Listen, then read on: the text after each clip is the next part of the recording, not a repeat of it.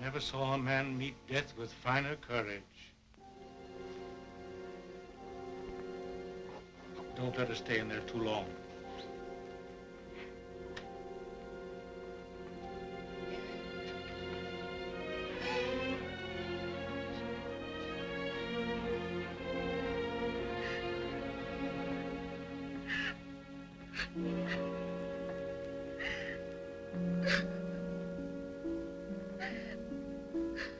Dearest, is Father well now? Yes, dear. He's well. He's quite well. We have no one left now but each other. No one at all. My baby.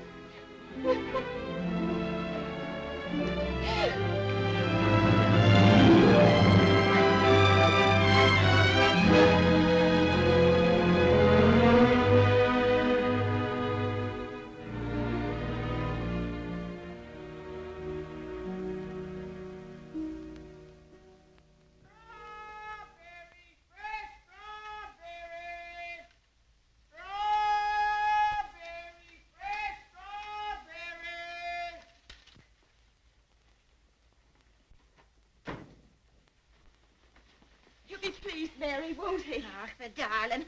To think of him getting the like of that for his birthday. Sure, he'll be the happiest boy in all Brooklyn till he falls off of it. Yeah.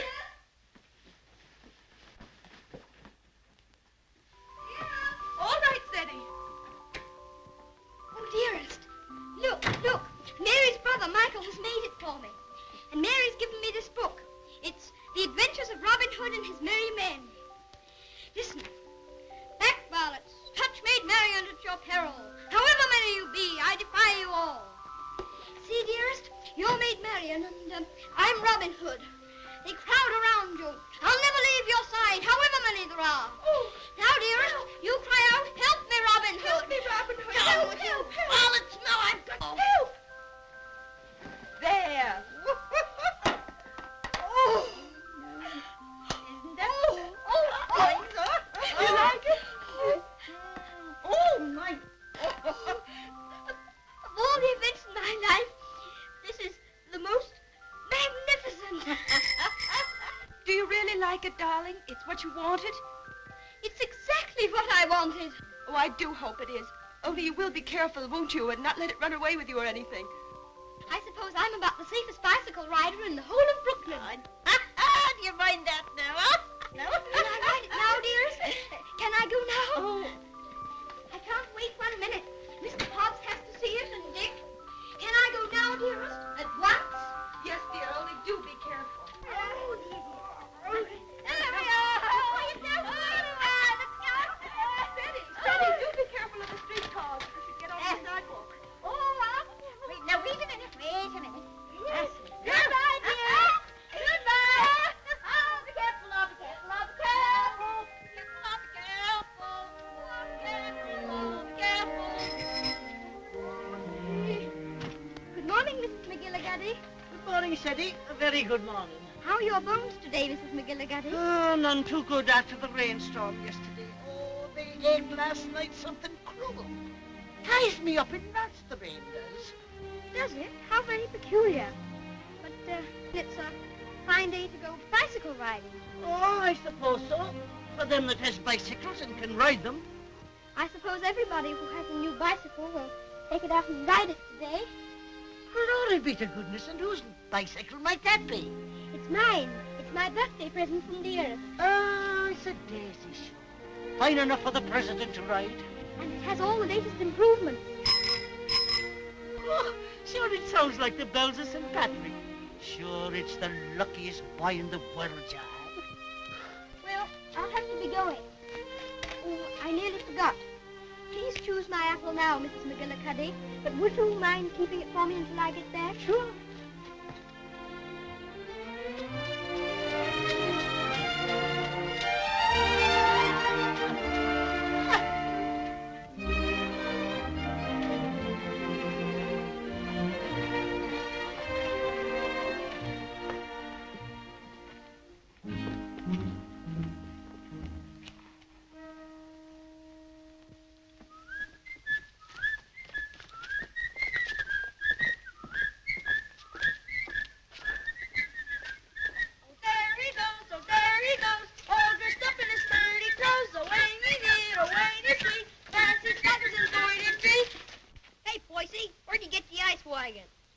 get by, please? Give us a little ride, will you, bub?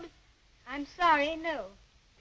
Scared I'll get it dirty? No, but I'd rather ride it myself. Hey, English, when'd you get back from dear old London? I'm not English. I'm an American. Now, where'd you get that kind of gab? My father was English, if it's any of your affair. Oh, does your mother know you're out? Don't you dare talk about my mother. Mama's pet, Mama's pet, Mama's pet. I think you'd better take your hand off that wheel. Want to make anything out of it? I want to make you get out of the way. You don't dast, you sissy cat. Sissy cat! Wait a minute, Ceddie. Don't let him bluff you. I'll be right there.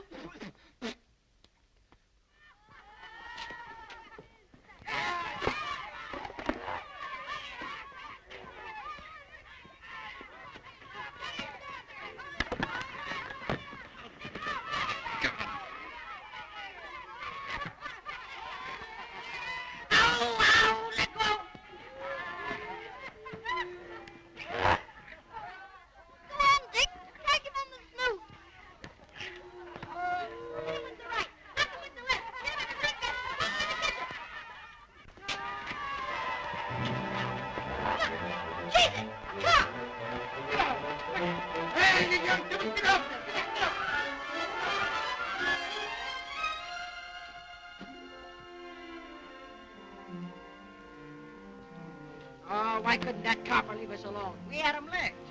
Thanks terribly for coming to my rescue, Dick. Oh, Nix, that makes us even for me giving you the mumps. They didn't even scratch it.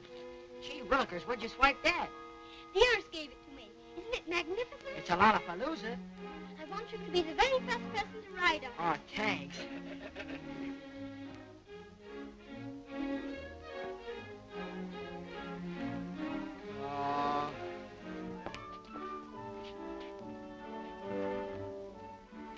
Thank you very much for your assistance, Mr. O'Brien. It's a pleasure, Ceddie, my lad. Of course, I think we might have won anyway. Sure, and don't I know it? But I had to keep you from committing murder. I tell you what, Dick. I'll just go once around the block, and then you can ride it down to Mr. Hobbs' store. Make it later, 'cause right away I gotta go see my brother Ben off. He's going out west. Who is he? Where? Texas? No, Chicago. Oh, that would be splendid. Riding Mustangs and shooting bears. There's my brother Ben now. Come on, Dick. I've got to leave. Well, come on down to Mr. Hobbs' store as quickly as you can.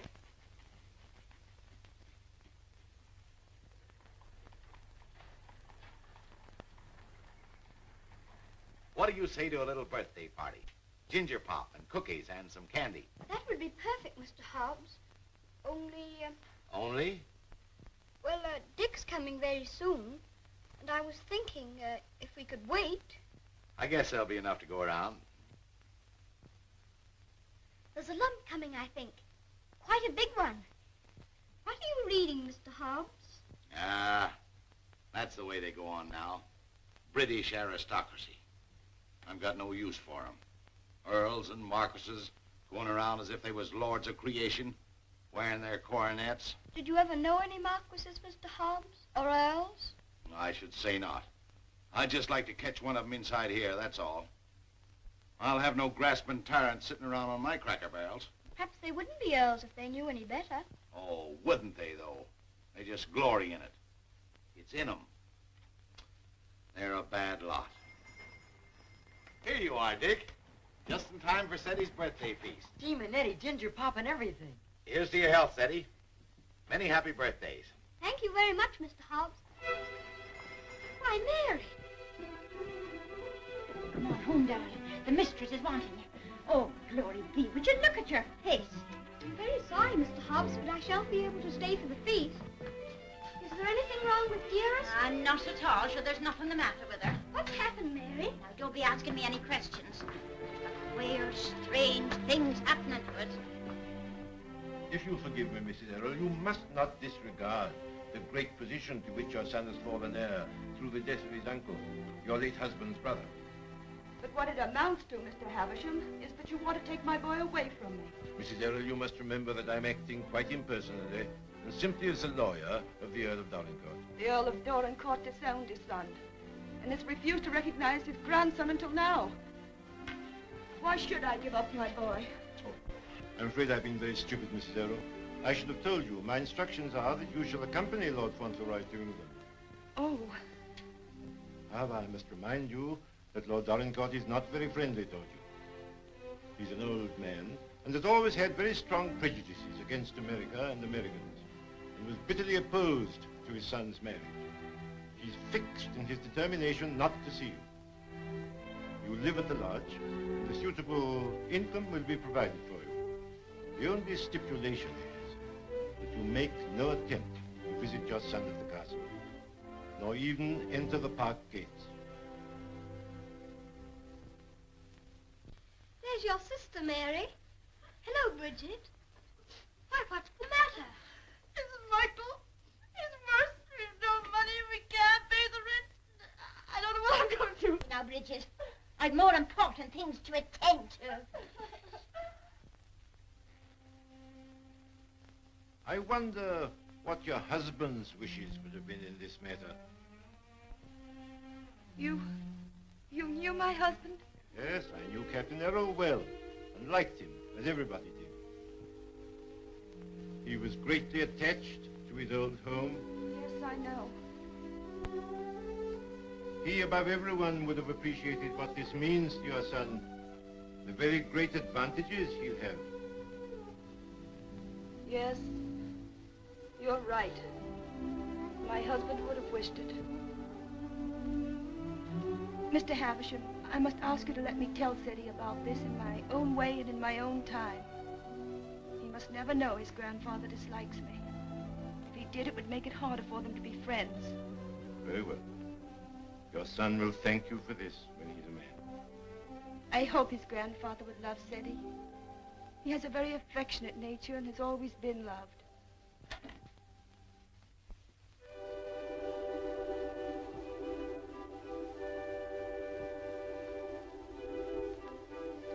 This is Mr. Havisham, dear, whom your grandfather has sent to see us, all the way from England. How do you do, sir? So this is little Lord Fauntleroy.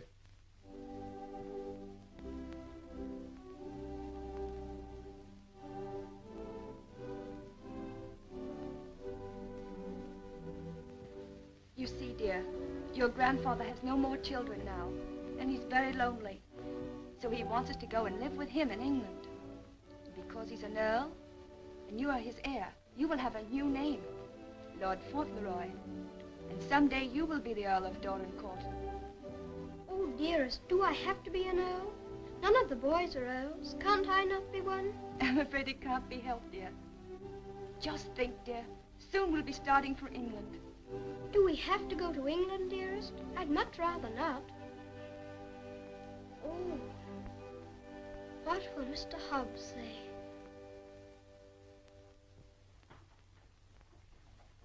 Anything else, ma'am? How much is your table butter?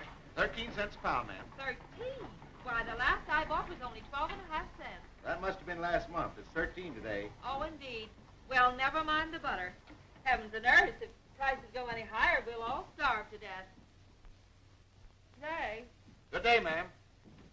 Hello, Ceddie. What's the matter? Mr. Hobbs, do you remember what we were talking about yesterday morning? It seems to me we was talking about England. Yes, and earls, don't you remember? Oh, yes. We did touch 'em up a little. That's all. You said you wouldn't have them sitting around on your cracker barrels. So I did. And I meant it, too. Just let 'em try it, that's all. Mr. Hobbs, one is sitting on this barrel now.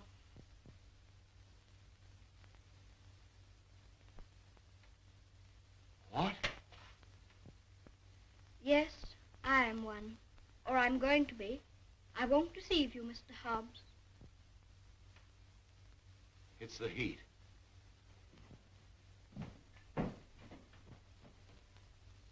It is a hot day. How do you feel? Got any pain? Thank you, I'm all right. I'm sorry to say it's true, Mr. Hobbs. Mr. Havisham, he's a lawyer, came all the way from England to tell us about it.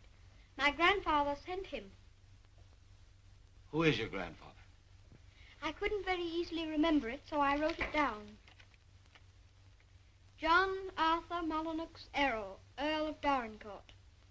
That's his name, and he lives in a castle. 2 or 3 castles, I think. All his sons have died now.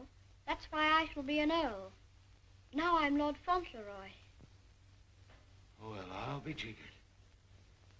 One of us has got a sunstroke. Oh, no, we haven't. We'll have to make the best of it, Mr. Hobbs. What did you say your name was? Cedric Errol, Lord Fauntleroy. Well, I am jiggered. Well, you always did talk more English than American. You think there's no getting out of it? I'm afraid not, Mr. Hobbs. Dearest says that Father would wish me to do it. But if I have to be an earl, I can try to be a good one. I'm not going to be a tyrant, Mr. Hobbs. And if there's ever to be another war with America, I shall try and stop it.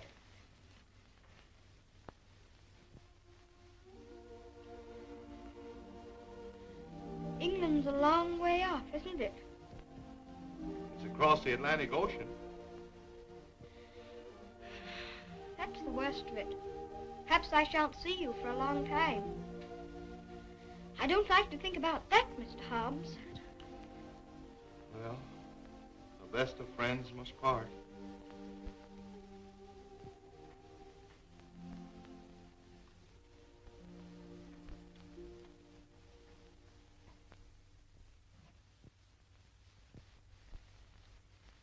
I'm afraid, Mr. Havisham, our American food must seem very strange to you. A little, ma'am. I find that muffins are biscuits and biscuits are cookies. But the cooking's excellent. And after all, it's the company that makes a meal exquisite, not the food. Thank you, Mr. Havisham. When you're an earl, you'll give splendid dinners in one of the most beautiful castles in England. Do you know, I'm not sure I know exactly what an earl is. And I think if anybody's going to be one, he ought to know, don't you? Would you mind explaining it to me? Well, someone is made an earl generally because he's done some service to his sovereign or some great deed. Oh, that's like the president. Oh, is it? Is that why your presidents are elected? Yes, sir.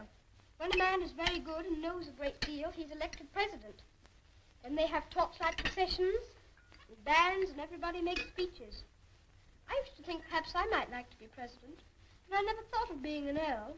No, being an earl is rather different from being a president. An earl is generally of very ancient lineage. What's that? Very old family. Extremely old. Oh, that's like the apple woman. She's 100, I should think. She's of such ancient lineage it'll surprise you how she can stand up. I used to feel sorry for anyone who's so poor and has such ancient lineage. She says hers has gone into her bones and the rain makes it worse. When I said ancient lineage, I didn't mean old age. The first Earl of Dorincourt was created an earl hundreds of years ago. Well, that was a long time ago, wasn't it, dear? Yes, dear. Many earls have been very brave men and have fought in great battles. I should like to do that myself. My father was a soldier and a very brave man, as brave as George Washington. I'm glad earls are brave. That's a great advantage. Would you excuse me a moment, please? There's someone I must see. Oh, certainly, of course.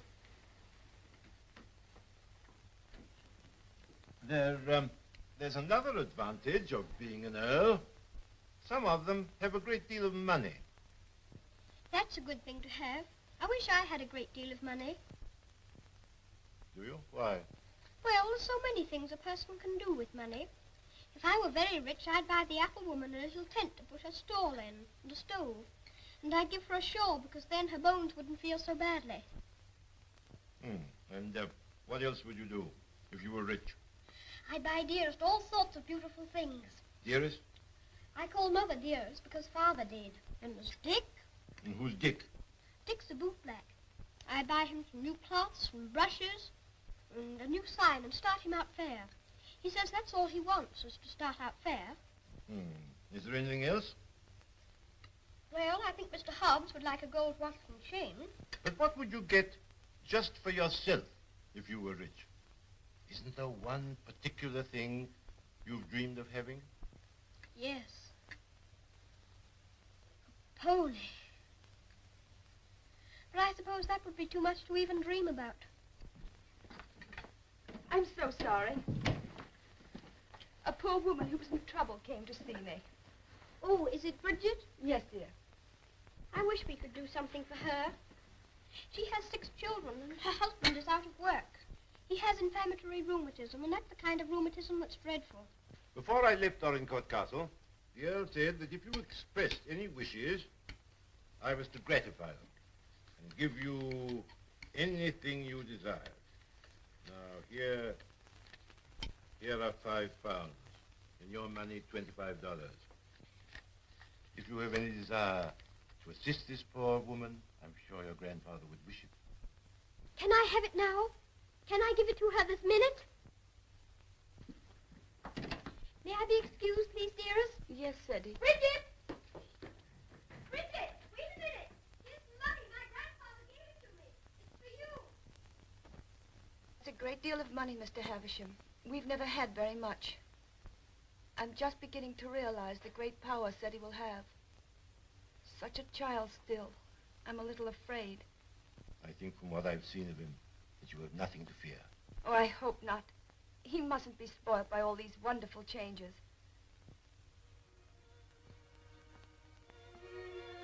She cried. She said she was crying for joy. I never saw anyone cry for joy before. My grandfather must be a very good man. It's more agreeabler being an earl than I thought it was going to be. In fact, I'm almost quite glad I'm going to be one.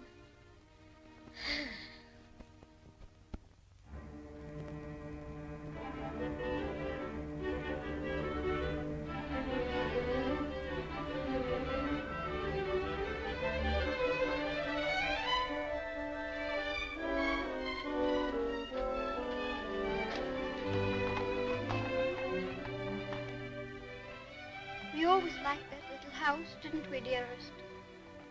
We always will like it. Yes, darling. Yes.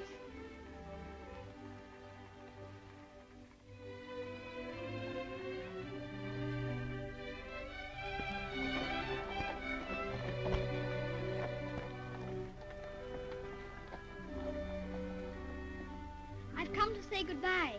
I have to go to England to be a lord, and I shouldn't like to have your bones on my mind every time it rains. Oh, bless your dear little heart. With all your kindness to me, my bones is as quiet as anything.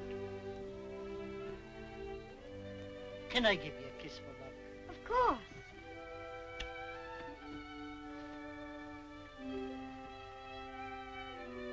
Here's an apple to eat on the board. Thank you very much. Oh, no, darling. Why should you pay? As me late husband used to say, this one's on the house.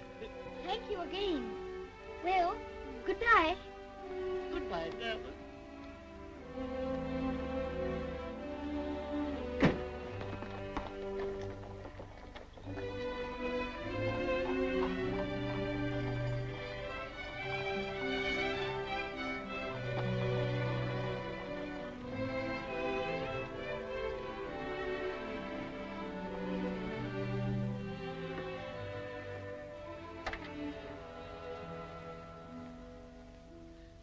Well, Well, well,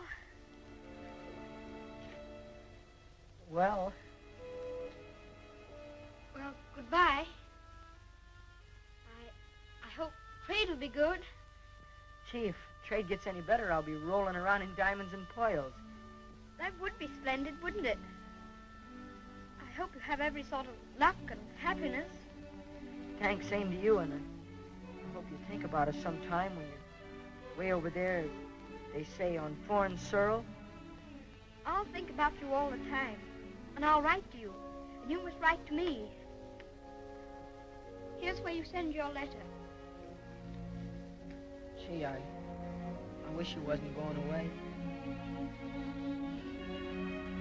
Thanks, mister, for all the swell things you've done for him. He certainly deserves it. He's a game little kid. Gee, I almost forgot. Yeah, I bought this for you. It's a handkerchief. You can use it when you get among them swells. Oh, Dick, it's beautiful. It's extraordinary. I'll use it always. Thank you, Dick. Thank you very much. Well, goodbye. Well, goodbye.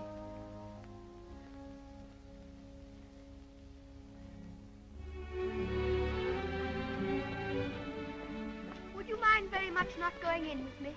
I think this time I'd better be alone. Certainly, I quite understand.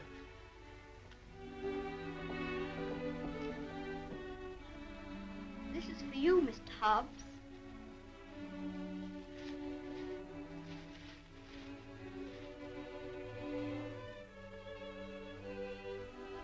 It'll look fine when you're smoking it. Why, Ceddie, that's just what I wanted for a long time. This is my real present, Mr. Hobbs.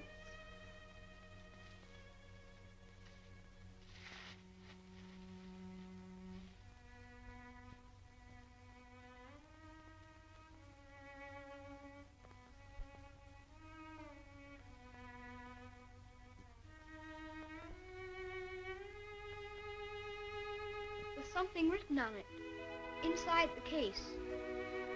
I told the man what to say. You read it.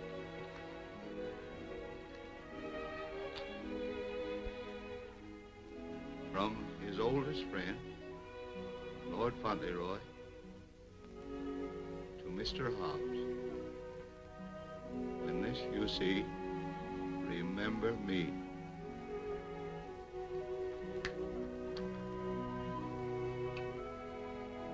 When this you see, remember me.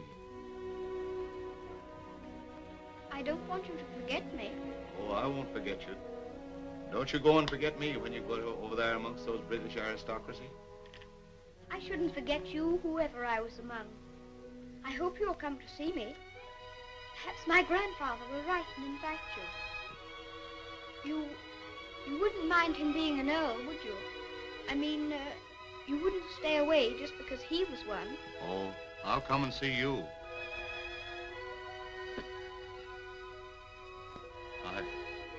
I won't be able to help myself.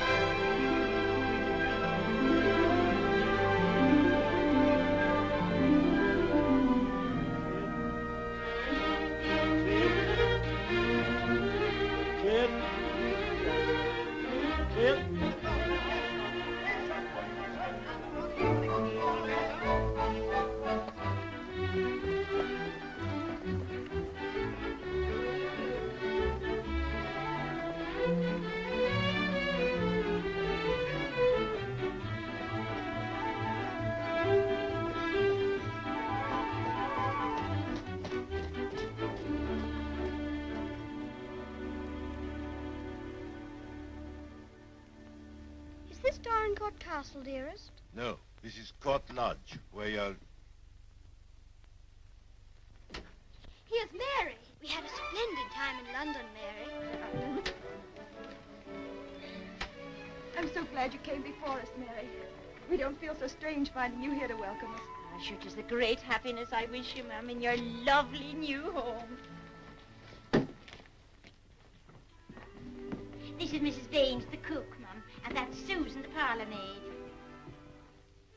I'm sure we'll do everything, ma'am, to make you comfortable. Oh, I'm sure you will.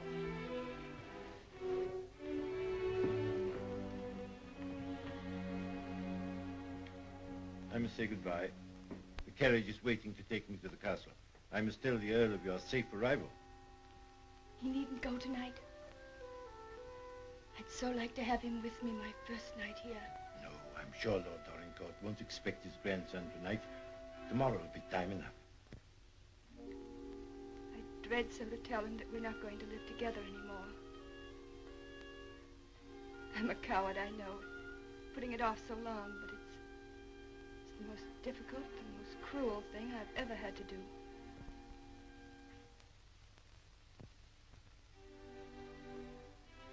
I wish you'd tell his lordship, please, that I'd rather not have the money. You mean the income he wishes to settle on? I have a little money of my own. It's quite enough to live simply on. I must accept the house, of course, because that makes it possible for me to be near Ceddie. I'm grateful to him for that, but... He'll be very angry. He won't understand it at all. I think he will understand. He must understand that I can't accept money from a man who hates me so much that he's separating me from my boy. I'll deliver your message.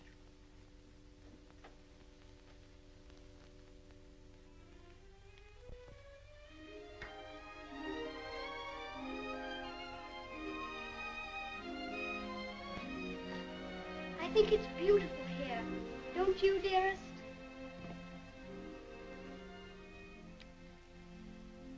Ceddie, darling, there's something I must tell you.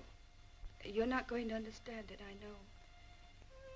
But I want you to believe me, as you always have, when I tell you it's for the best.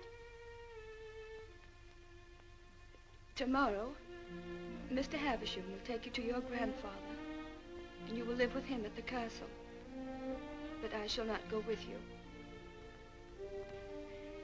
This pretty house will be my home, and Mary will be here to look after me.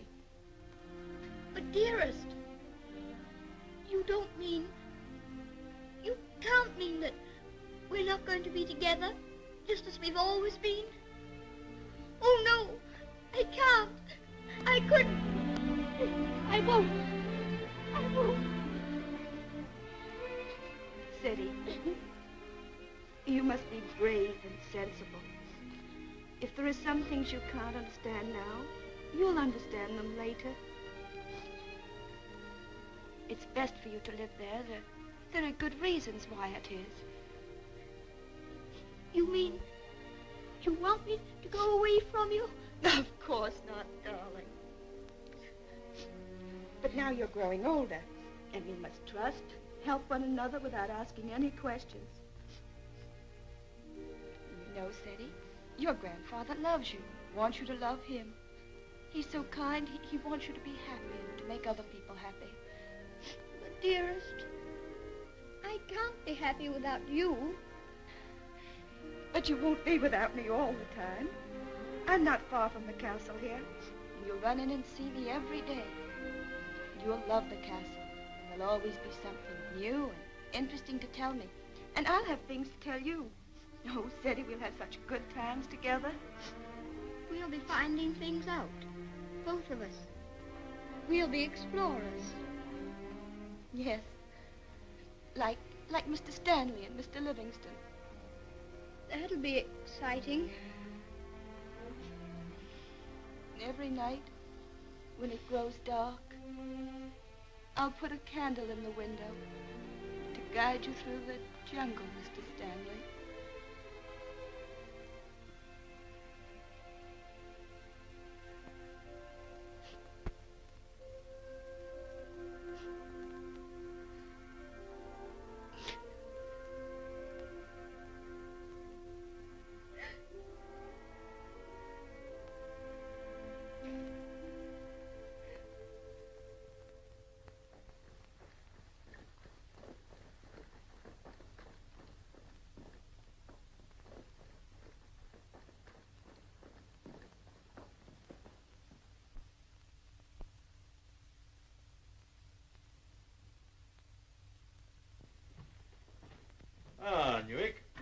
lordship? In a rare mood this evening he is.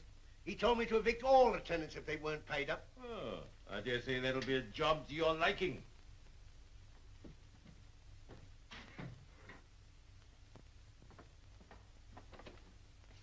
Oh, sir. Ah, Purvis. Glad to see you again. Very glad to see you, sir. Oh, idiot! Do what you're told. Bring what's ordered. Gout. Oh, yes, sir. These last few weeks have been the worst I've ever known, sir. I'm surrounded by a lot of incompetent nincompoops. Shut the door, you blockhead! I can't stand him no longer, Mr. Purvis. He's too much for any man. Cursing and swearing and calling people out their names like he does. And it ain't just today, it's every day. Thomas, you brought him the 63 port. He prefers the 51. How was I to know he didn't say? Fetch the other bottle. What business you got drinking port anyway in this condition? I can't feed and house every lazy lout in the parish, and I won't. You and your poor. I've had enough of them. But, my lord. Mr. Mordaunt is with him, sir. I said all I had to say, and now I say good night. Good day, my lord. Good day. beg your How'd you pardon, do, Mr. Havisham? Mr. Mordaunt. Mr. Havisham, my lord.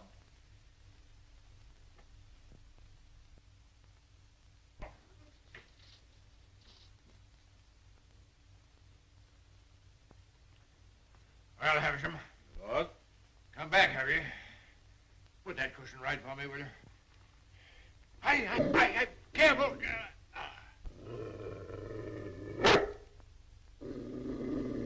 What's full of hot needles?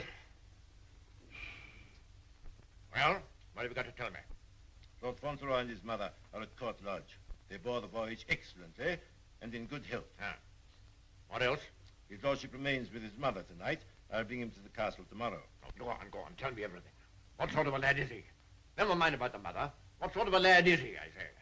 It's rather difficult to judge the character of a child of 9. A fool, huh? Clumsy cub. I don't know much about children, but I thought him rather a fine lad. Healthy, well grown, eh? Apparently healthy, quite well grown. Straight limbed, well enough to look at.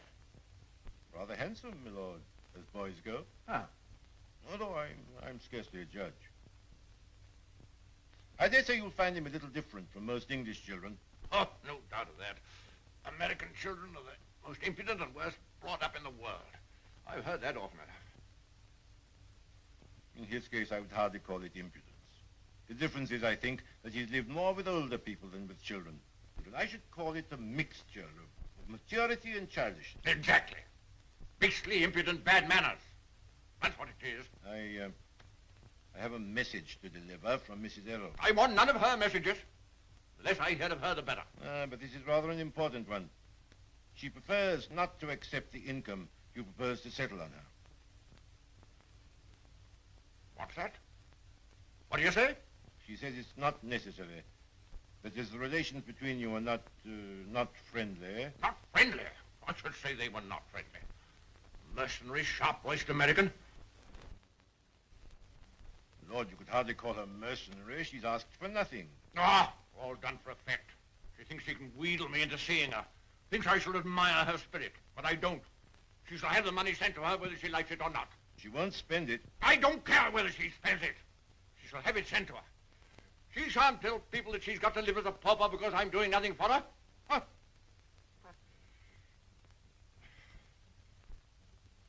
I suppose she's poisoning the boy's mind against me, too.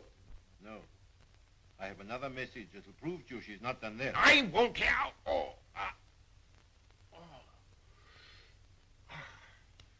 She asks you not to let Lord Fauntleroy hear anything that might lead him to understand that you're separating him from her because of your prejudice against her. She says he wouldn't comprehend it, that it might make him fear you in some measure, or at least cause him to feel less affection for you. She wants there to be no shadow on your first meeting. Come now, Havisham, come now. You don't mean the mother hasn't told him? Not a word, my lord. Nothing has been said to the boy to give him the slightest doubt of your perfection. She's prepared to believe you the most amiable and affectionate of grandparents. In fact, he already regards you as a wonder of generosity.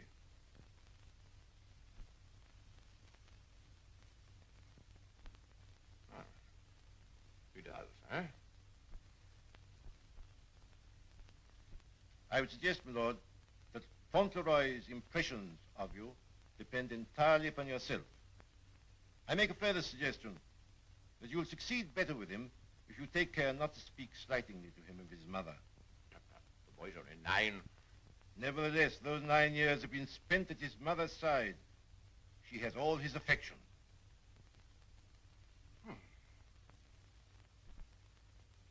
So he thinks me generous, eh?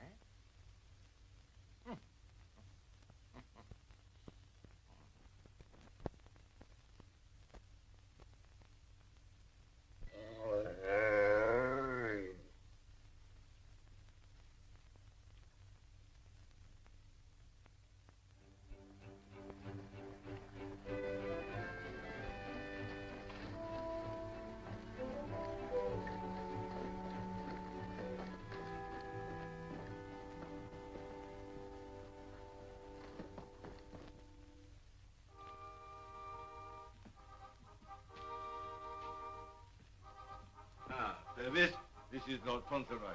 My lord. How do you do? Thank you, my lord.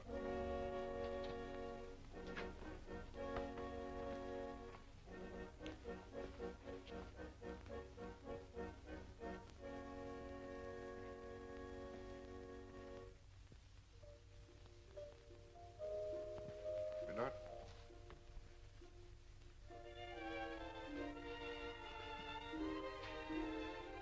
Lord Fauntleroy, Mrs. Mellon. Lord Fauntleroy, this is Mrs. Mellon, the housekeeper. How do you do, ma'am? I shouldn't know his lordship anywhere, sir. He has the captain's face and way. Oh, was it you who sent the cab? I'm ever so much obliged to you, ma'am. How do you do? He does great ladies, sir. Where's his lordship? In the library, sir. Lord Fauntleroy is to be sent to him alone.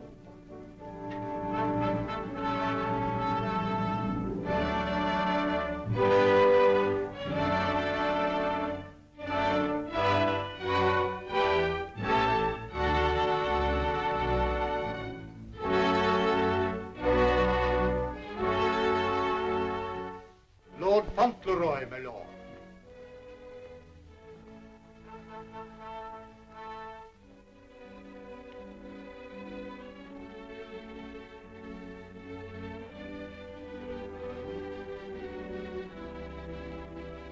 Dougal, come back, sir.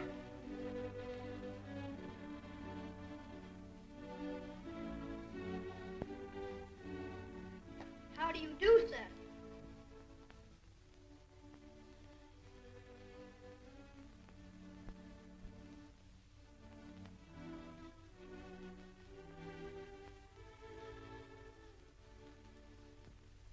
Are you the Earl? I'm your grandson that Mr. Havisham brought. I'm Lord Fauntleroy.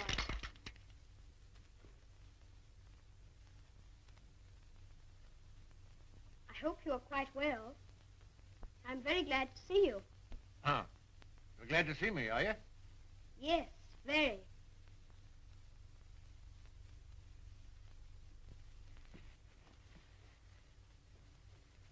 I kept wondering what you would look like if you'd be anything like my father. Oh, and am I? Well, I don't think you are, very. You're disappointed, I suppose. Oh, no. Of course you would enjoy the way your grandfather looked, even if he wasn't like your father. You know how it is yourself about admiring your relations. Eh? I'm not sure that I do. Oh, any boy would love his grandfather, especially one who's been as kind to him as you've been. Oh, so I've been kind to you, have I? Yes. I'm ever so much obliged to you about Bridget and the apple woman and Dick. Bridget? Dick? Apple woman? They were particular friends of mine. You know, they were the ones you gave me all that money for. The money you told Mr. Havisham to give me if I wanted it. Oh, the money you were to spend as you liked, eh? So you spent it all on these people, did you? Bridget, Dick, and the apple woman. Yes, and I gave Mr. Hobbs a gold watch and chain and a pipe. I put some poetry in the watch. It was, "When this you see, remember me." I'm going to miss Mr. Hobbs very much. Who is Mr. Hobbs? He was our grocer. Fancy vegetables and groceries, you know. He's my closest friend. Mr. Hobbs is a very clever man. Do you know he can recite the Declaration of Independence right through? Oh. What's the matter? I just remembered you might not like to hear about the Declaration of Independence. I forgot you were an Englishman. Huh? You forgot you were English too, didn't you? Oh, no, I'm an American. You are English. Your father was an Englishman. I was born in America. You have to be an American if you're born in America. You don't... I beg your pardon for contradicting you. Mr. Hobbs says that if there's ever to be another war, that I should have to be an American. But I promised him that if there were to be another war, I should try to stop it. You would you? Dinner is served, my lord. Now, be careful, man. Be careful. Careful, man, careful. Would you like me to help you? You can lean on me, you know. Once when Mr. Hobbs hurt his foot with the potato barrel falling on it, he used to lean on me. You think you could do it? I think I could. I'm very strong. I'm 9, you know. You lean on your stick on one side and on me on the other. Well, you may try. Just lean on me. I'll walk very slowly. Don't be afraid of leaning on me. I'm all right, if it isn't a very long way. You see that old fellow in red velvet? He was the 10th Earl of Dorincourt. King George I decorated him for services during the war with Spain and Austria. He was tremendously strong. He could bend a bar of iron between his hands. You get your strength from him. How very interesting. Did you ever try putting your foot in hot water and mustard? Mr. Hobbs used to. Arnica is a very good thing, too, they tell me. Oh, thank you. I'll try it.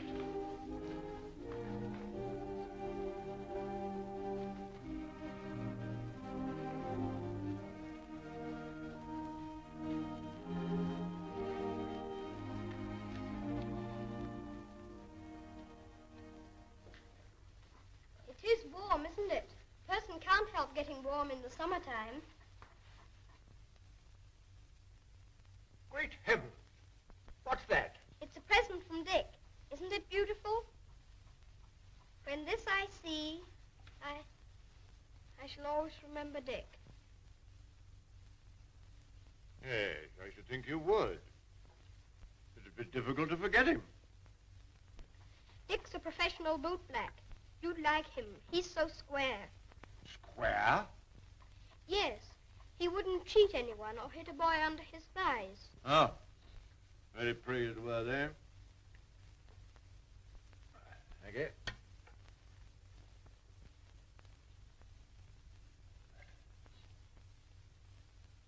What's the matter? Don't you like your soup? Oh, yes. I was just wondering. Wondering? Wondering what? You don't wear your coronet all the time, then? No. It doesn't become me. Mr. Hobbs said you wore it all the time. But after he thought it over, he said he thought you must take it off sometimes to put your hat on.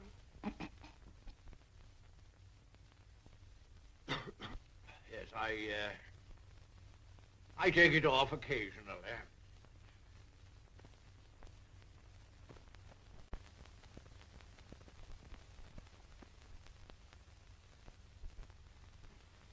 You must be very proud of your house. I never saw anything so beautiful. But it's a very big house for just 2 people to live in, isn't it? Oh? You think it's too large? Well, I was only thinking that if 2 people lived in it who are not very good companions, they might get a little lonely sometimes. Thank you. Do you think I shall make a good companion? Yes, I think you will. I think you should be almost as interesting as Mr. Hobbs. Huh. Mr. Hobbs and I were very great friends. He was the best friend I had, except...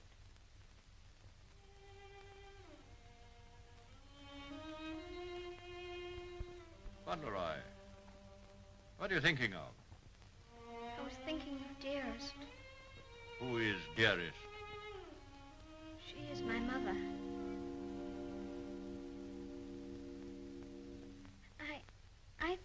better get up and walk up and down.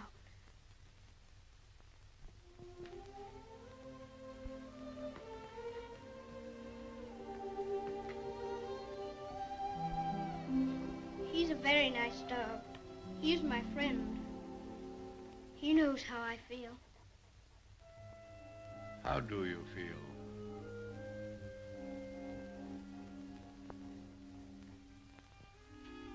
Come here.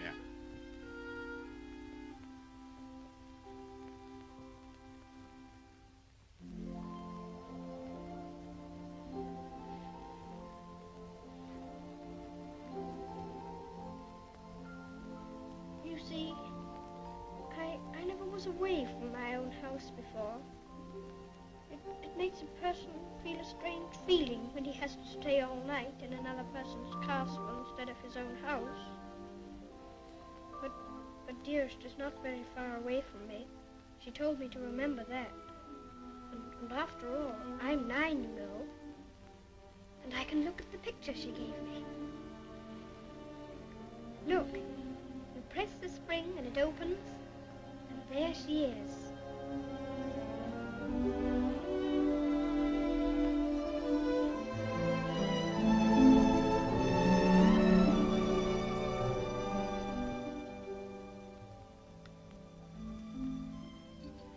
I suppose you think you're very fond of her. Yes, I do think so, and it's true. Mr. Hobbs and the others were my friends. But Dearest is my close friend. My father left her to me to take care of. When I'm a man, I'm going to work and earn money for her. Oh. What do you think of doing? Well, I did think of going into business with Mr. Hobbs. But I should like to be president. We'll send you to the House of Lords instead. Well, if I couldn't be president, and if that's a good business, I shouldn't mind. The grocery business is dull sometimes. Yes, so's the House of Lords. But it's the business that every Earl of Dorincourt goes into. I shall have to talk to Dearest about it.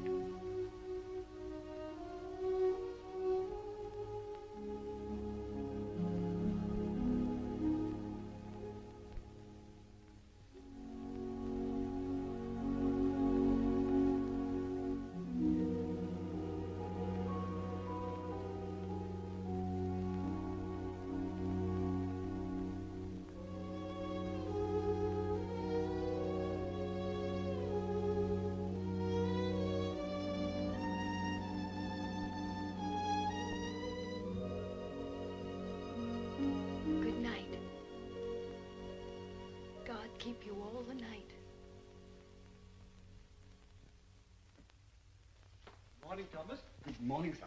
His lordship? In the library, sir. And such goings on I never heard in all my life. Would you think it'd be all right for me to see him? Oh, yes, sir. He's expecting you.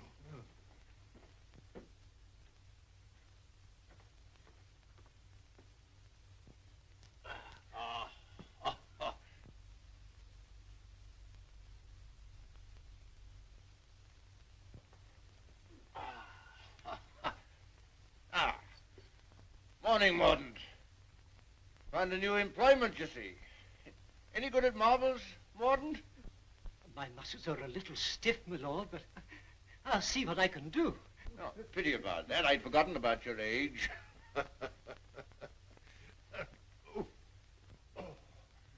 This is the new Lord Fauntleroy. Fauntleroy, this is Mr. Mordaunt, rector of the parish.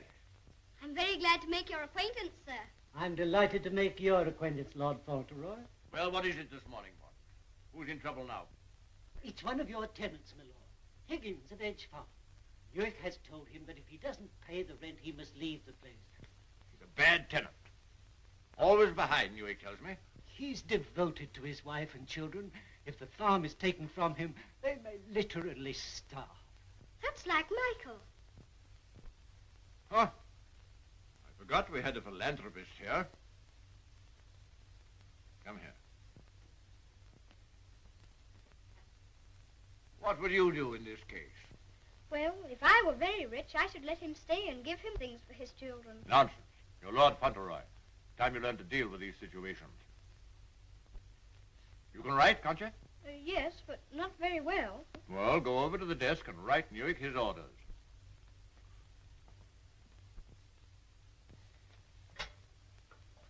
Now, what must I say?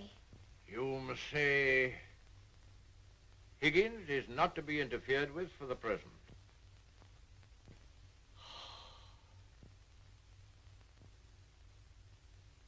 And sign it Fauntleroy.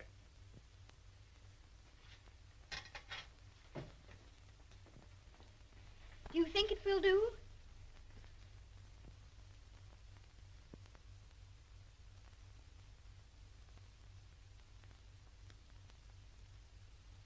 Yes.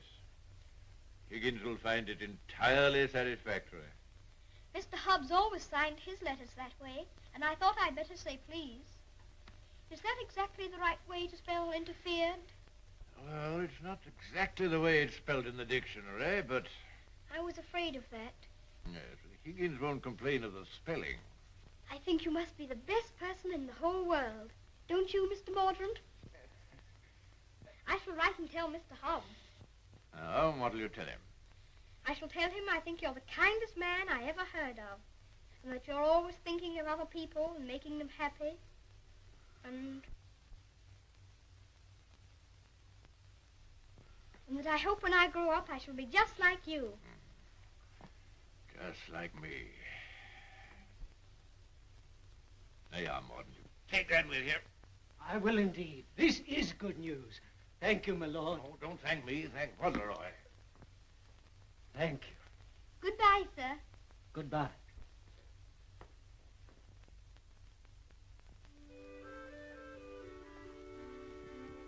May I go to see Dearest now? I think she'll be waiting for me. There's something for you to see in the stables first. Ring the bell. In the stables?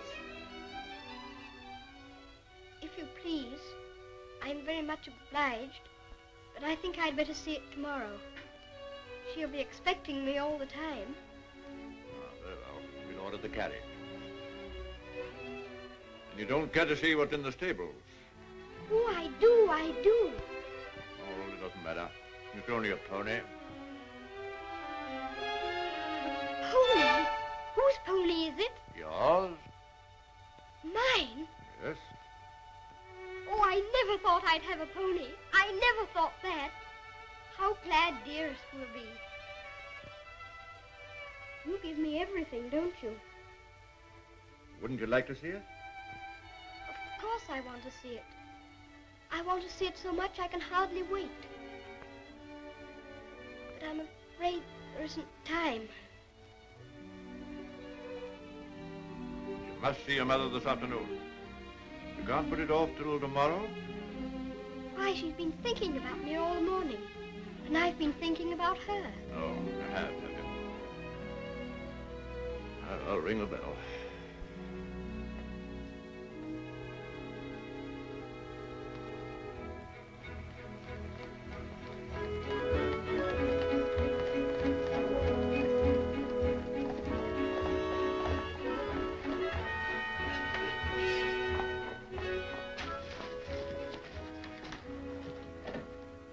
Let me give you your stick. Just lean on me when you get out. I'm not going to get out. Not to see Dearest? Dearest will excuse me. Go and tell her that not even your new pony would keep you away.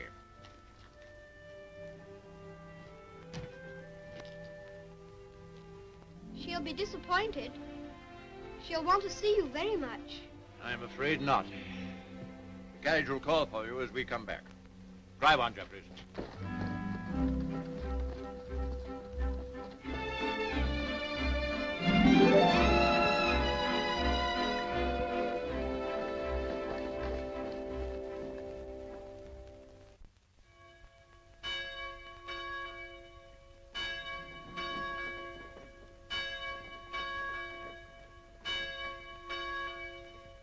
Shame, parted from his own mother.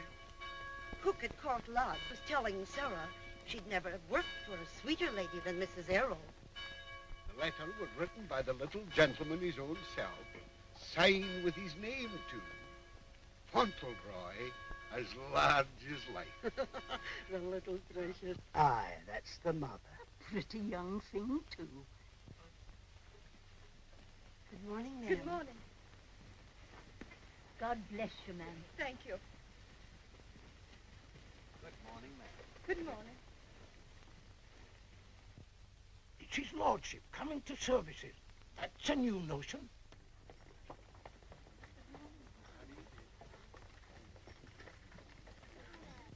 They say even his gout's improving.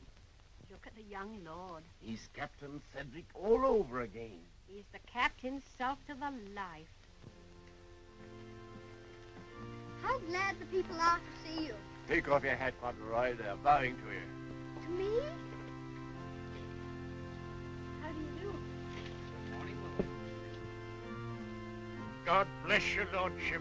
Long life to you. Thank you. Morning, my lord.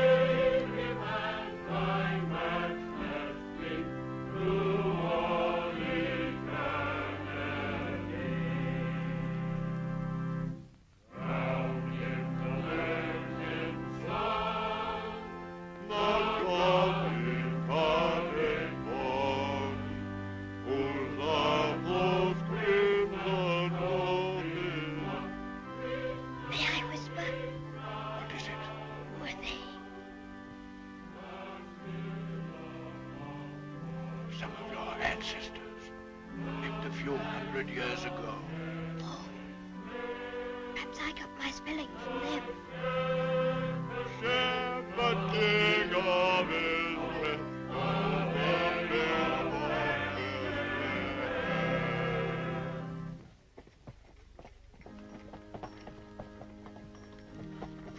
Well, Higgins? Oh, is this Mr. Higgins? Yes, I suppose he's come to have a look at his new landlord. Yes, my lord. I understand his young lordship was kind enough to speak for me, and I thought I'd like to say a word of thanks. I've got a great deal to thank your lordship for. Oh, I only wrote the letter. It was my grandfather who did it. You know how good he always is to people. Is Mrs. Higgins well now? Yes, your lordship. The missus is better since the trouble was took off her mind. My grandfather was very sorry about your children having the scarlet fever. You see, Higgins, you people have all been mistaken about me. Lord Fauntleroy understands me. If you want a little reliable information on the subject of my character, apply to him. Get in the carriage, Fauntleroy.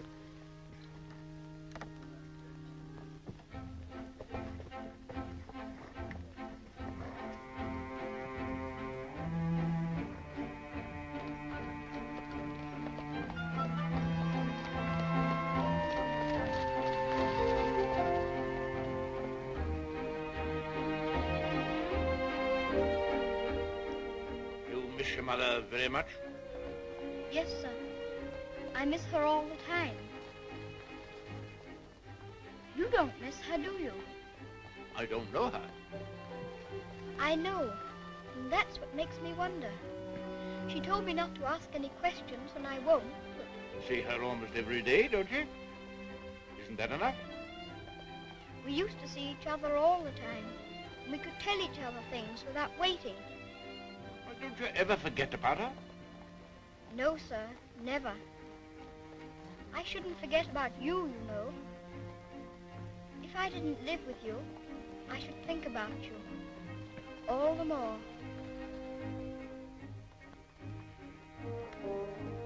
On my word, I believe you would.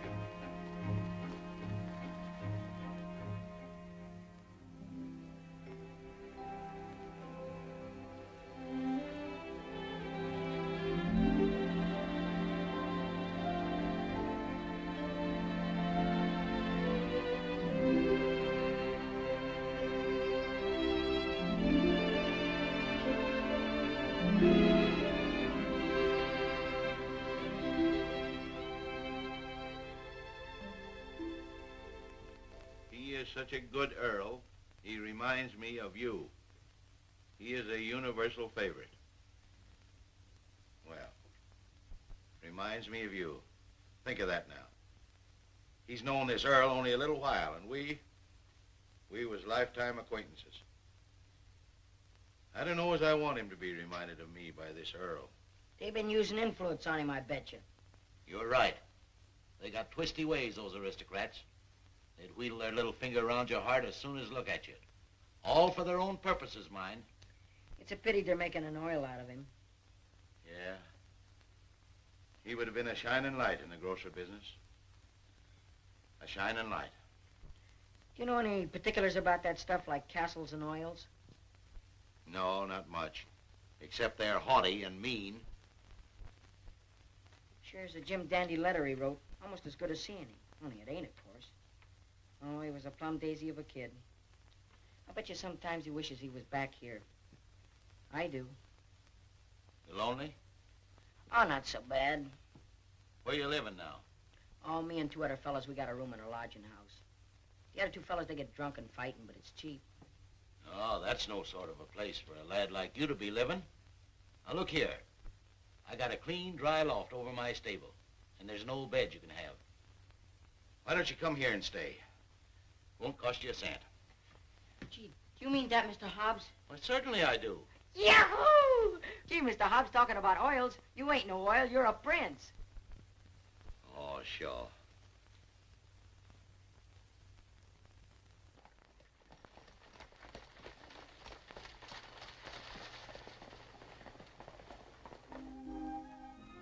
I wonder whether he will have an American accent.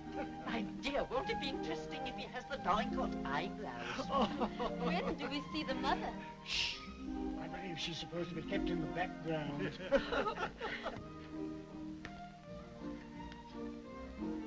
Well, Molyneux, is this the boy?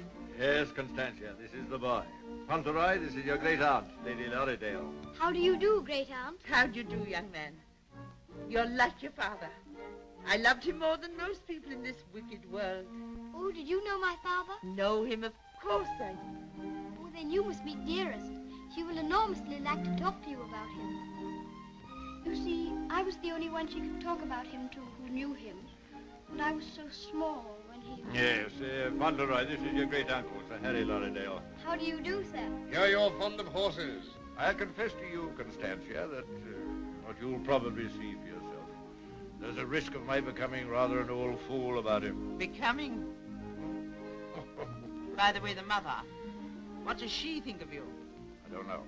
I haven't asked her. You must come over to Lorridale Park one day and see us. There are some new cocker puppies in the kennels. You shall have your pick. Oh, thank you very much indeed, Uncle.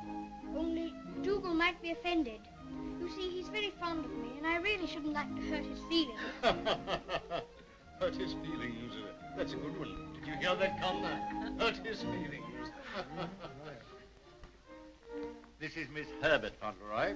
I want you to be great friends with her. How do you do? Have you met Dougal? He shakes hands beautifully. Shake hands with Miss Herbert, Dougal. Oh, I see. He's a great friend of mine. I like making friends, don't you? Yes, I do. May I be your friend? And Dougal. Oh, yes, if you please. Que lumbago, Fortescue. Better, I hope. Thanks. Much better. I've known Dorincourt as well as anyone could know him for 35 years. And that's the first time he's ever bothered to inquire about my health. Most extraordinary. Havisham, you're late. What's kept you?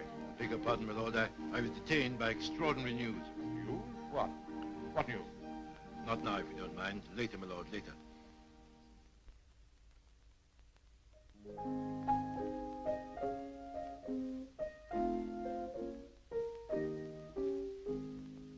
The young May moon is beaming, love. The glowworm's lamp is gleaming, love. How sweet to rove through Mourner's grove, while the drowsy world is dreaming, love. Then awake till rise of sun, my dear. The sage's glass will shun, my dear. Or in watching the flight of bodies of light, he might happen to take thee for one, my dear. Charming, charming. What a sweet song. Delightful, my dear. Thank you, my dear. Thank you. Do you like music? Yes, I like it when you sing it. Dear my Lord Fauntleroy, why do you look at me so? I was thinking how beautiful you are. Oh, Fauntleroy, make the most of your time. When you're older, you'll not have the courage to say that. Nobody could help saying it. Don't you think she's pretty, too? No. We are not allowed to say what we think. Lord Fauntleroy shall say what he thinks. I'm sure he thinks what he says. I think you're prettier than anyone I ever saw, except Dearest. I think she is the prettiest person in the world. I'm sure she is. And I must tell her how kind you've been to me. I never was at a party before, and I've enjoyed myself so much. Oh, I beg your pardon.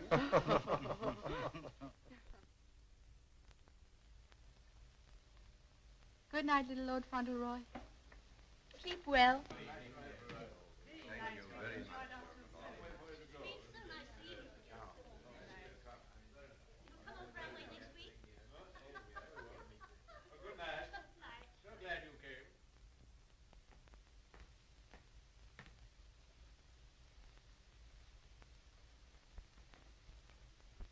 Havisham, what in the world's the matter? Something serious must have happened to make you behave like this. What is it? It's bad news. The very worst of news, my lord. I'm sorry I have to be the bearer of it. Why do you look at the boy so? You hang over him like a bird of ill omen. Has it anything to do with Fauntleroy? My lord, I waste no words. My news has everything to do with him. If we're to believe it, it's not Lord Fauntleroy who lies asleep before us, but only the son of Captain Errol. The present Lord Fauntleroy is the son of your boy Bevis, and at this moment is in a lodging house in London. What do you mean? You're mad.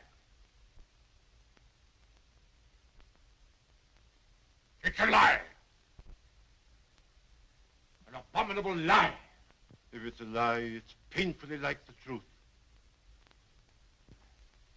A woman came to my chambers this morning and told me that she married your son Bevis in London 11 years ago. She showed me the marriage certificate. The child was born shortly after Bevis deserted her and was taken by her to America. Oh, the woman's obviously an imposter. It's a trumped-up fraud. I'm afraid not, my lord. I saw the boy's birth certificate. She's, I'm afraid, a very ignorant person. But she's consulted a lawyer who advises her that her son is, of course, Lord Fauntleroy and the rightful heir. She demands that his claim be immediately acknowledged. I'll protest this to the last. I'll disown Bevis's boy. I'll have nothing to do with him or his mother. You can't disown him, my lord. Nothing we can do can keep the eldest son's child from his inheritance.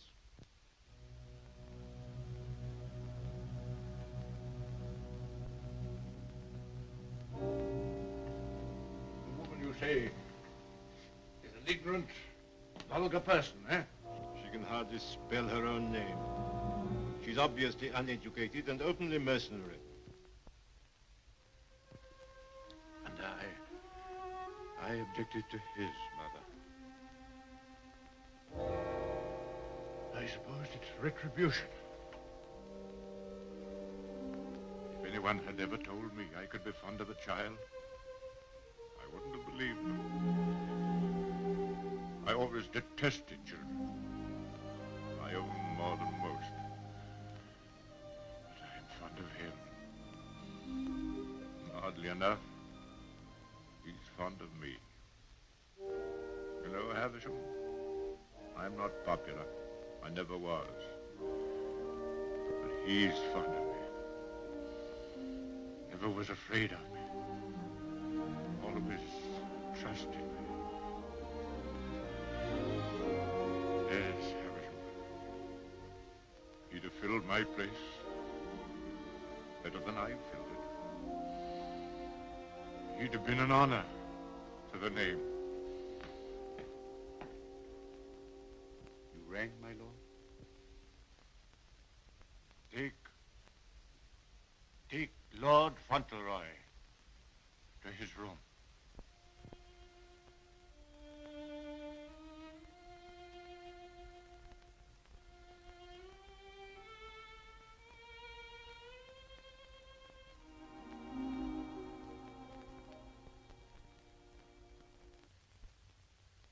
What a pity.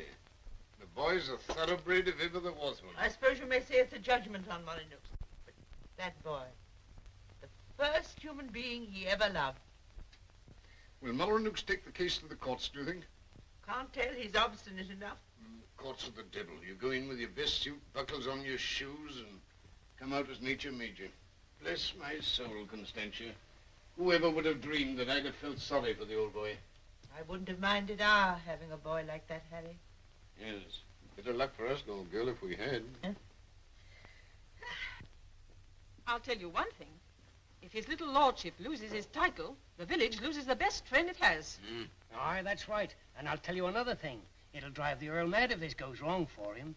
Why, he's been so proud of the boy, you'd hardly believe it if you knew him for what he was before. And the new one's no lady, that's sure. Bold-faced thing, that's what she is. The dark-eyed, brazen-faced wench. Is the Earl coming now with Mr. Havisham?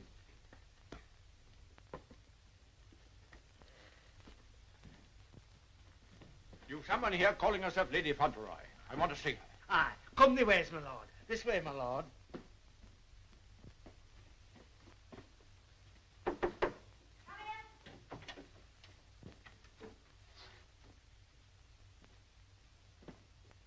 Earl of Dorincourt.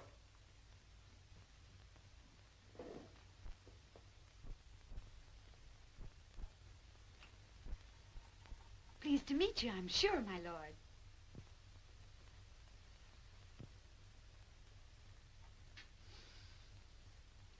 Bevis?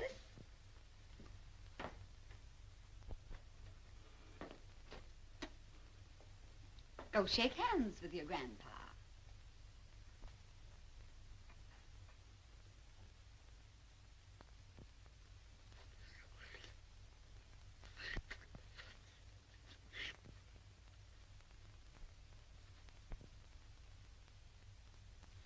So that's the way you're going to treat your grandson, is it?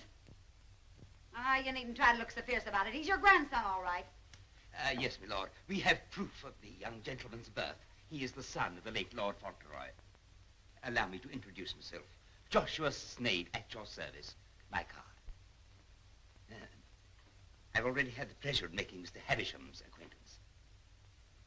Lady Fauntleroy has placed all the evidence in my hands. I can assure you, my lord, it is sufficient to justify her case should it come into court. But may I suggest that we come to an arrangement and settle this matter amicably on a friendly basis? Friendly? Ha! Look at him staring at me as though I was dirt. Me, his own daughter-in-law. Oh, your son Bevis married me, all right. And a fine rotter he was. But he was the father of my boy, and I can prove it. Lady Fauntleroy, please. You may think you can fight me, but a lot of good it'll do you. They don't love you around here, and you know it. I've heard plenty about you and your dirty, snobbish pride. Plenty of pride you'll have when I'm finished with you. Unless you want to climb down off your high horse and get reasonable with your own flesh and blood. Lady Fauntleroy... You shut up. I'll stop at nothing, do you hear? I'll drag this case through every court in the land. I'll let the whole world know what you are. You and your precious son, Bevis, deserting me and his own child, a babe in arms. How I've suffered, heaven only knows. And you standing there looking at me and my boy as if we were scum. You ought to be ashamed of yourself. You say you married my eldest son. If that's proved to be true, the law's on your side. In that case, your son will be Lord Fauntleroy, and you will be provided for. But I warn you, The matter will be sifted to the very bottom. I'll only add that I want to see nothing of you or your boy as long as I live. After my death, you can, unfortunately, do as you please. Yes, you're exactly the kind of person that I should have expected my son, Bevis, to choose.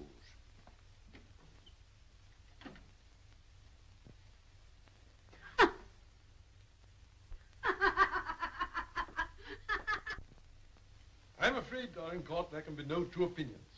At least that's how I see it. You agree, Semple? Yes, I'm afraid we can see it no other way. But it's monstrous. That woman and that boy are utterly unfit. Alas, the law can take no cognizance of such things. I sympathize, Dorincourt, more than I can say. Sympathize? What's the use of that? If we take it to the courts, you think there can be only one result? I'm afraid so. The birth certificate, everything we have, point the same way. If you take it to court, you'll have the expense and the notoriety, and only, I fear, one possible result. Perhaps the boy won't turn out so badly as you fear. Perhaps you can do something with him. That boy? That oaf?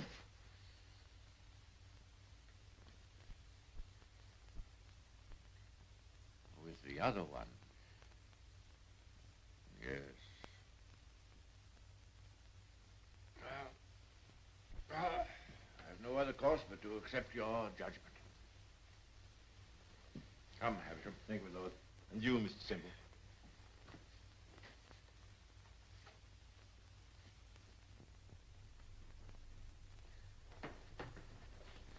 It's the Earl, ma'am. The Earl itself. Show him in.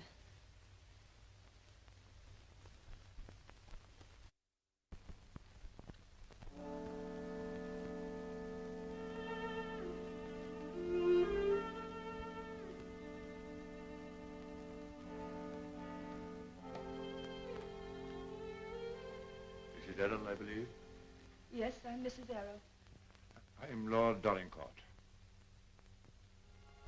The boy's very like you. People have often said so. I'm glad to think he's like his father, too. Yes, he is. Like my son. Won't you sit down? Thank you.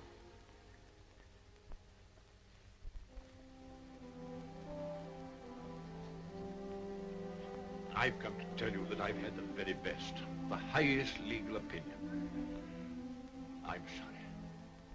This outrageous woman and her child. Perhaps she cares for him as much as I care for Ceddie, my lord. Her son is Lord Fauntleroy. Mine is not. Yes, I'm afraid you're right. Perhaps you would have preferred that Ceddie should not be the Earl of Dorincourt. It's a very magnificent thing to be the Earl of Dorincourt, my lord. I know that. But all I care about is that Ceddie should be what his father was. Brave, just, and kind, always. A striking contrast to what his grandfather is, eh? I haven't had the pleasure of knowing his grandfather. I know my little boy believes you. I know that Ceddie loves you. Would he have loved me if you told him why I didn't receive you at the castle? No, honestly, I think not. That's why I didn't wish him to know. Well, there are very few women who wouldn't have told him.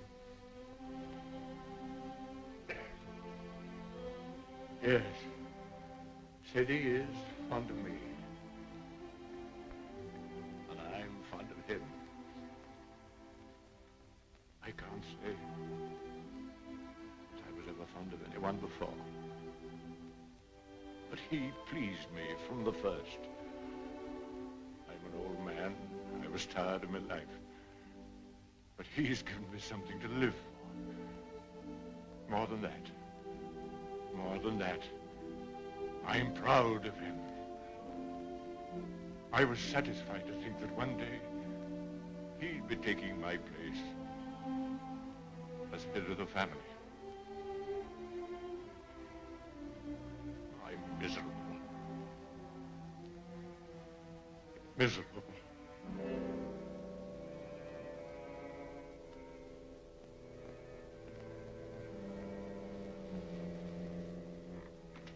Sit down. You've been so much troubled, you must be tired. And you need all your strength. Thank you.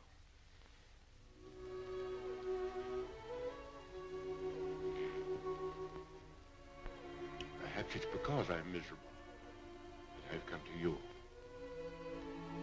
I used to hate you. I've been jealous of you. This wretched, disgraceful business has changed all that.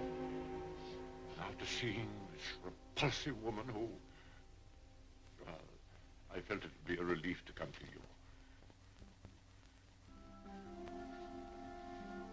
I'm an obstinate old fool, I suppose.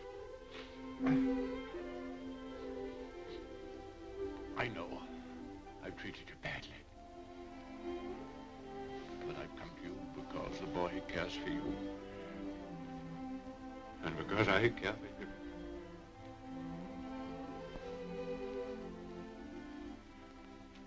Treat me as well as you can. For the boy's sake.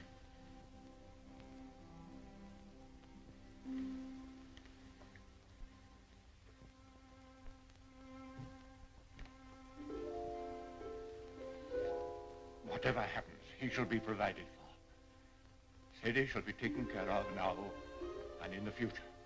Always. Thank you. You like the house? Oh, very much. It's a cheerful room.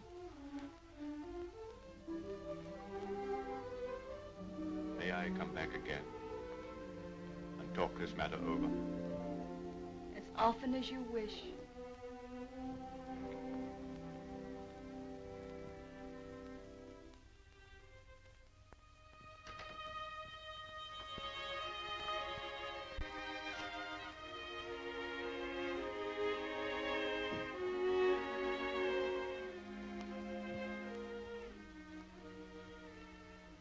Heard bad news, haven't you?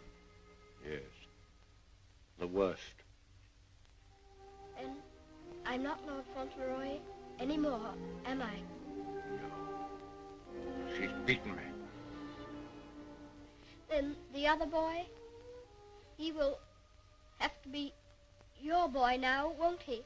Like I was? No. He'll have to live in the castle if he's Lord Fauntleroy, won't he? Common little brat shall never enter this place in my lifetime. I'll take care of that. Then I can still be your boy, even if I'm not going to be the Earl, just like I was before. My boy. Yes, you'll be my boy as long as I live. And by Jove, sometimes I think you're the only boy I've ever had. Then I don't care about the Earl part at all.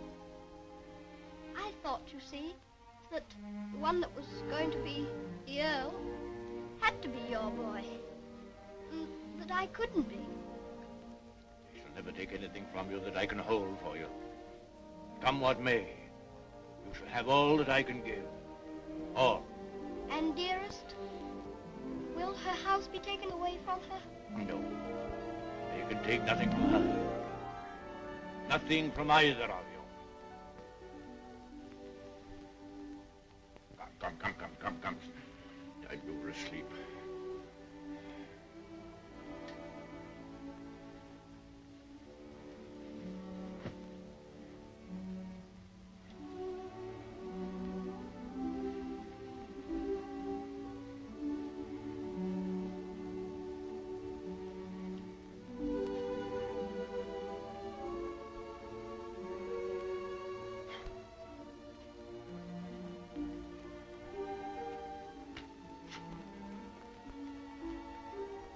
Good night, Grandfather. Good night, my boy.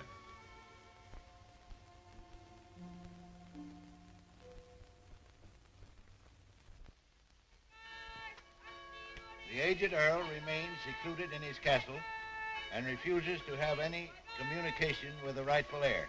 Oh, we know that stuff. They've been printing that for the past weeks. Is there anything new about Ceddie? Yes, here it says, the prospects do not look very bright for the false claimant, Cedric, Errol of Brooklyn. Well, I'm jiggered.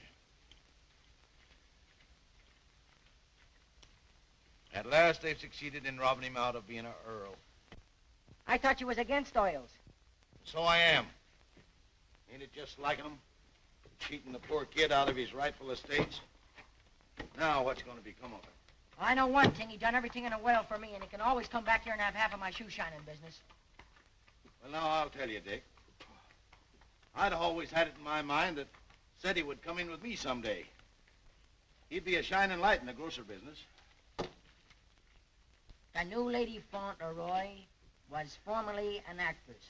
She is said to have played in New York and London.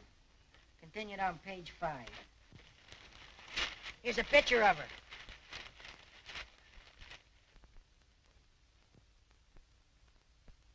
Holy mackerel. What's the matter?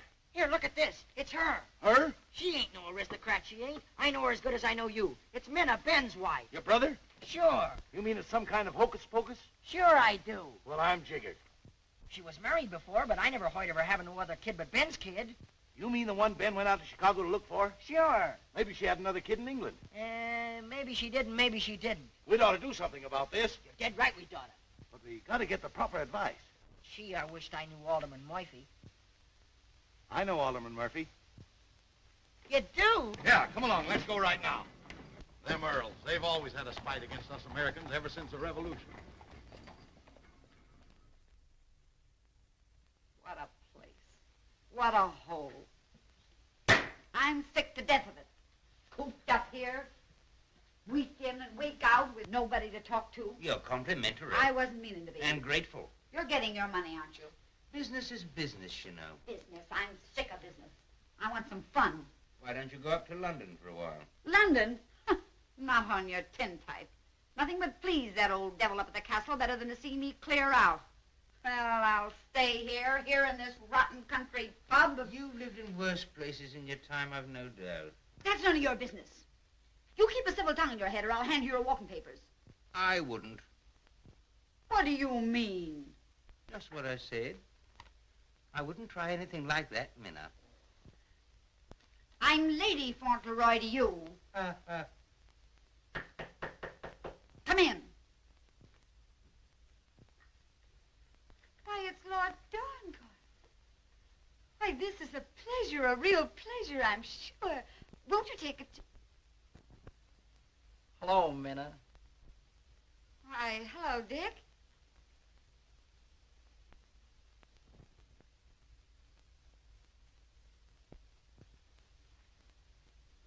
Hi, Ben. What are you doing here? Where have you been all this time? Do you know her? Funny if he didn't, seeing as how he was my second husband. Where is the child? What child? You know what child, our boy Tom. Oh, Ben. But you know, you must have heard. Someone must have told you. Told me what? It was pneumonia. Only 3 days and he was gone. It broke my heart. I meant to write you, but I didn't know where you were. If that's true, who is this boy you've got with you? That's none of your business, Ben Tipton. Can I see him? No, you can't. Tell us, please, why Mr. Tipton should not see your boy. Oh, hello, Uncle Dick. Well, I'll be jiggered. You shut up. You're a dirty pair, you are. Coming all this way to spy on me, trying to do me hurt. I'll have the law on you for the way you're hounding me. You... Silence! Come here, Tom.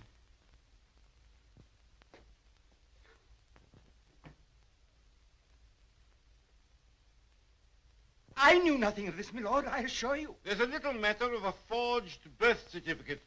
But I swear to you... Oh, never mind, Havisham. I've had enough of this. Too much. The sooner the pair of you are out of this country, the better. Come on, Havisham. You'll be sorry for this, you will. It's prosecution, that's what it is. It's robbery.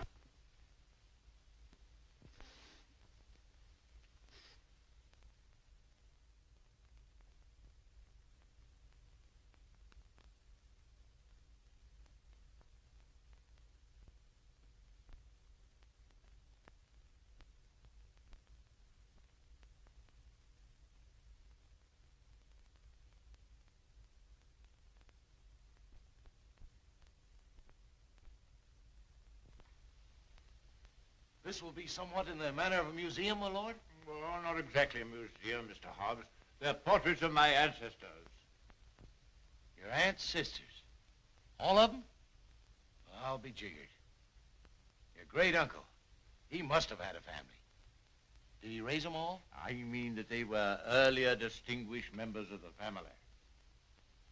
Do you know, Earl, I used to have a very poor opinion of you aristocracy, but I've changed. I'll take you, for instance. You're a pretty good sort, even if you are an Earl. I'm very gratified.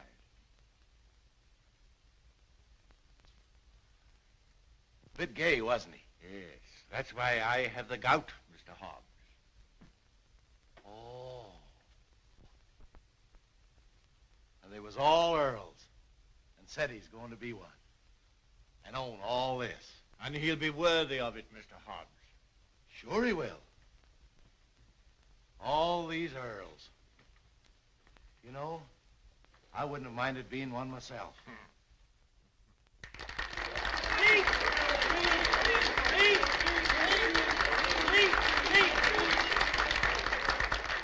Thank you very much. It's such a lovely day. I always like having birthdays, but never one so much as this because you're all so kind to me. My grandfather wants everybody to be happy and comfortable, and I'll want it too when I'm grown up. I think that's all because I'm not very good at making speeches, but I must say that I'm very much obliged to you for liking my birthday. Ripping little nipper. Ain't he a daisy? I'll bet you boys elect him king someday. I didn't know the little fella could talk so good. Why, he makes a better speech than Alderman Murphy. By Jove. Well, I'll be jiggered. And I've another birthday present for you. Another one besides all the things this morning? Yes, the best of them all. Oh, dearest! Oh, dearest! Oh, dearest, I was wanting you here. I was wanting you here so terribly much. Were you, darling? Fauntleroy, your mother's come to live with us in the castle. To live with us? To live with us for always? Are you sure you really want me? We've always wanted you, but we weren't exactly aware of it. Well, Mr. Hobbs, it's so nice having you here with us.